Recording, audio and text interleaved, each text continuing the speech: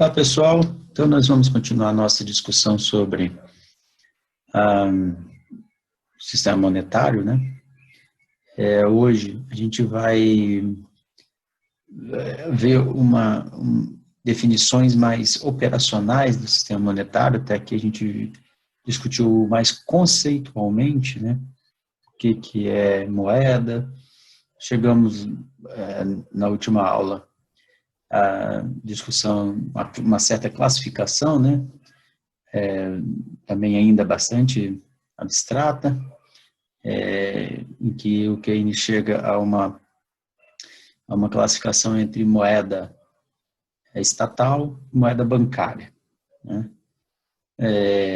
Então, eu não vou retomar, obviamente, todas as discussões conceituais para trás, elas são mais, como eu disse, abstratas. Agora nós vamos entrar, vamos dizer assim, como a gente transforma, né? Não é bem transforma, mas como se expressa, melhor seria, como se expressam aqueles conceitos mais operacionalmente, né? Como é que a gente pode ver aqueles conceitos mais abstratos, num sentido mais concreto, talvez, mais operacional.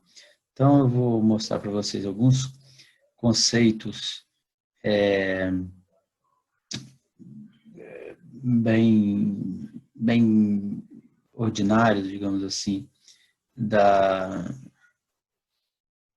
do sistema monetário, né? Esse é o nosso objetivo principal, vocês terem uma ideia mais geral, a princípio, do que é o sistema monetário e como se dá a criação de moeda, né?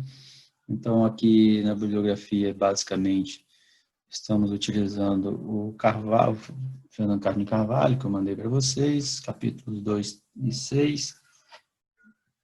Então, lendo aquilo lá, vocês têm uma ideia mais clara, ou tem uma ideia dos conceitos que a gente está usando. Vocês vão ver, são definições mais diretas, digamos assim, mais operacionais. Mas do que nós estamos tratando, né?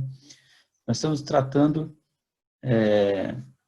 de dois elementos fundamentais aqui, hoje, né? Hoje nós vamos abordar o que a gente chama de sistema monetário e como é que se dá a criação de moeda.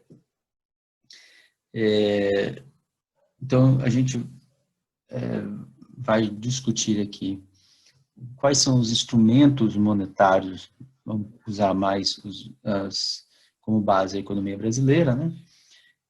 Então, a gente vai discutir o que a gente chama de meios de pagamento, né? Suas várias definições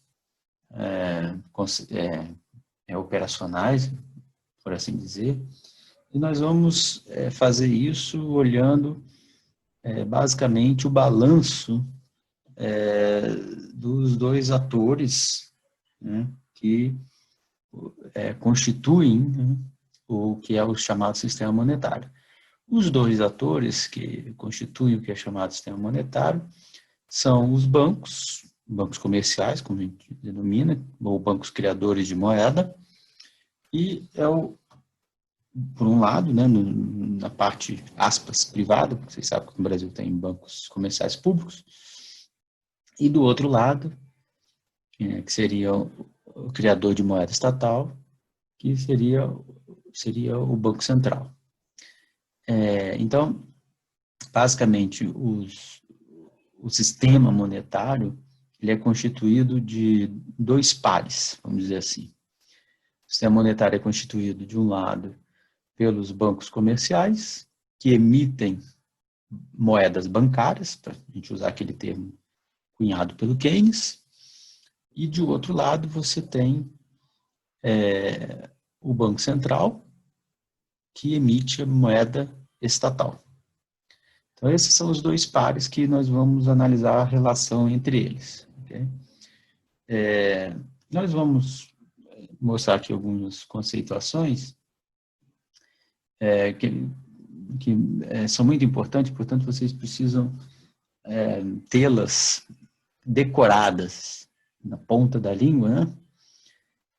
para entender do que nós estamos falando. Então, a primeira coisa é entender, se possível, decorar isso aqui. Né? O que são os conceitos de meio de pagamento? Isso aqui são conceitos, basicamente, quase estatísticos. Né? Então, os meios de pagamento são formados por aquilo que a gente chama de base monetária, que é o papel moeda estatal, é a moeda estatal, e é emitida pelo Banco Central. Então, a base monetária, basicamente, é uma dívida do Banco Central. Então, uma parte desse dinheiro criado pelo Banco Central, ele fica guardado, vamos chamar assim, ou na verdade ele é um ativo, sempre a base monetária é sempre um passivo do Banco Central. Então, quando eu mostrar ali os passivos e os ativos, vocês vão ver. A base monetária é sempre um passivo do Banco Central e é ativo de alguém. Então, neste caso, tem dois alguéms que são os proprietários dessa base. Então, são os bancos que possuem reservas bancárias. Então, reservas bancárias constitui, né, uma parte da base monetária, para nós é a parte principal, e ela é um ativo dos bancos comerciais, então, chamada reservas bancárias. A outra parte da base monetária, ela é o que a gente chama de papel moeda em poder do público. O papel moeda em poder do público é aquilo que a gente carrega na mão, nas carteiras, nos bolsos, guarda embaixo do colchão, enfim. É a notinha e a moedinha de reais que a gente usa. Então, tentem guardar isso com muita clareza. A base monetária é um passivo do Banco Central e este passivo é constituído por duas partes. Uma, que é a mais relevante para nós, chama-se reservas bancárias e essas reservas bancárias são ativos dos bancos, são propriedade dos bancos. E uma outra parte é papel moeda em poder do público, e é isso que essas notas e moedas que circulam, que a gente tem acesso a elas, que a gente usa elas. Então, isso é o primeiro conceito. O segundo conceito de meio de pagamento fundamental é o M1, né, que é um conceito, é simplesmente chamado de M1 mesmo. Então, meio de pagamento 1. Então, esse meio de pagamento, ele envolve o papel moeda que está em nossas mãos, aquele mesmo que é emitido pelo Banco Central, mais os depósitos à vista. Então, o depósito à vista é um passivo dos bancos comerciais. Tá? Então, o M1 é uma soma, digamos assim, né? Ou constituído por duas partes, o papel moeda em poder do público, mais os depósitos à vista que são passivos, são obrigações dos bancos comerciais com os seus clientes. Então, uma dívida dos bancos comerciais com seus clientes. Então, vocês vejam, lembra das definições cartalistas, né? Todo dinheiro, basicamente, é dívida. Nós estamos vendo aqui agora exatamente isso, que a base monetária é uma dívida do Banco Central, a base monetária é a moeda estatal, e os depósitos à vista, eles são passivo dos bancos comerciais. Então, a moeda depósitos à vista é passivo dos bancos comerciais.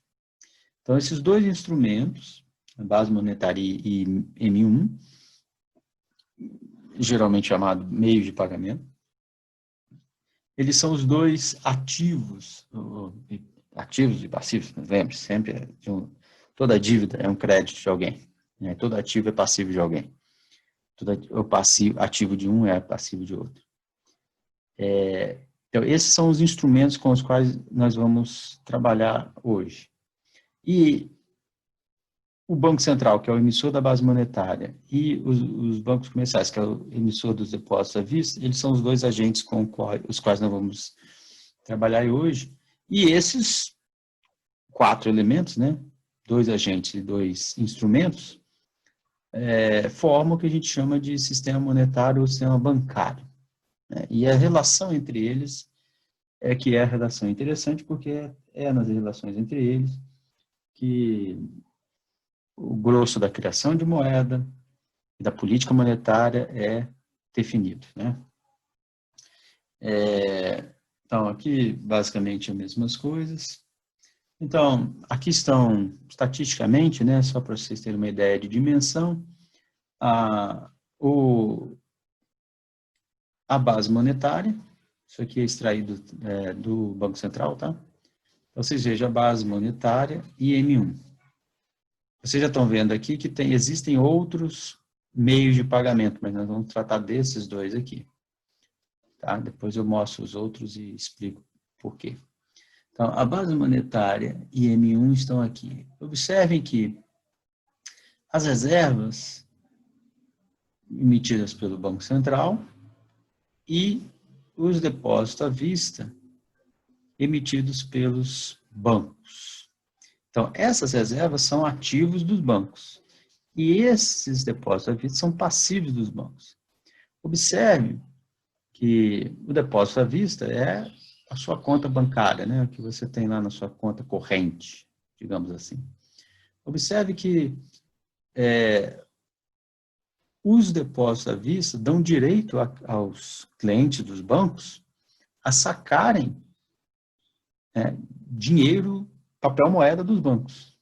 Veja que esse papel moeda que está aqui nessa coluna é papel moeda que já está na nossa mão. Isso aqui nossa mão, o público não bancário, né?